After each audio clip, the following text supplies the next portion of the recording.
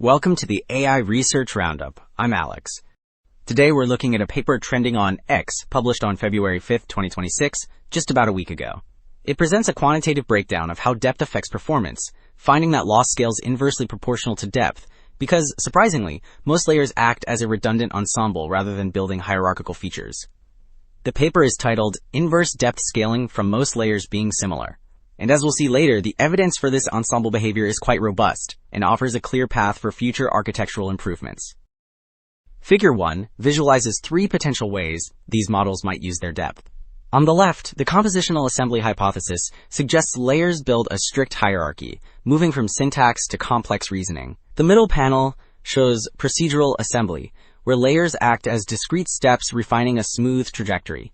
However, the rightmost panel illustrates the ensemble averaging regime.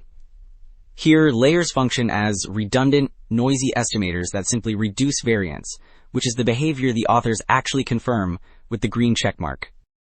So, Figure 2 confirms this ensemble behavior by analyzing the internal hidden states of trained models like Pythia. The plots on the left show that for nearly every token, processing does not stop early. Instead, the model applies small, consistent updates across all the middle layers. The center panels reveal that as models get deeper, these individual layer updates get smaller, scaling inversely with depth. This implies layers are acting like a crowd of estimators averaging out errors, rather than constructing a deep hierarchy. Finally, the bottom right plot connects this to results, showing that the overall loss improvement follows this same inverse scaling law. So, while Figure 2 showed the effect in the wild, Figure 3 uses a controlled toy experiment to pinpoint the cause. Panel A sketches the student architecture, which mimics the standard residual connections and normalization found in transformers. Panel B then plots the depth scaling exponent, alpha L, under different conditions. Crucially, the black circles representing non-smooth or noisy dynamics stay flat at 1 across all temperatures. This confirms that when the target function is noisy or complex, the network defaults to that inefficient ensemble averaging regime we discussed.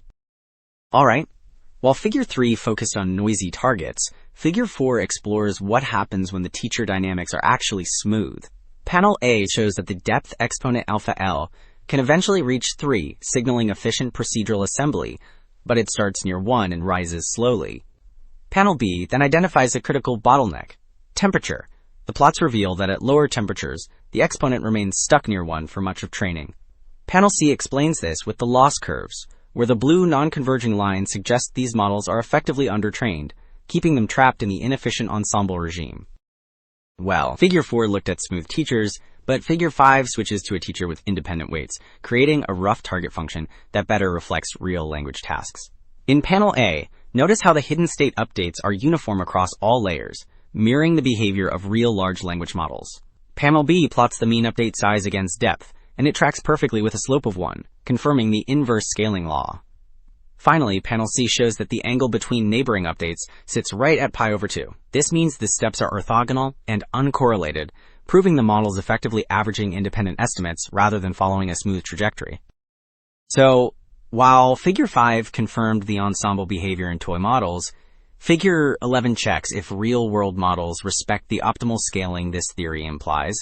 The plot compares depth versus width for Chinchilla and GPT-3. The dark points show that Chinchilla models initially follow a shallower curve, where depth scales with width to the power of roughly 0.67. But look at the large red points for GPT-3 in the top right.